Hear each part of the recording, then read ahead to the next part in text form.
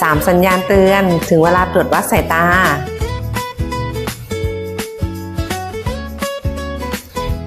1. ขยี้ตาบ่อย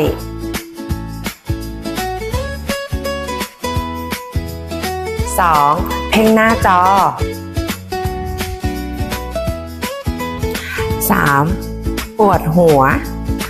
มาตรวจวัดสายตากับผู้เชี่ยวชาญอย่ารอสายตาแย่นะคะ ที่นี่หมอแว่นตาซอตั้งสินมีบริการตรวจวัดสายตาฟรีปรึกษาปัญหาสายตากับเราก่อนได้ค่ะ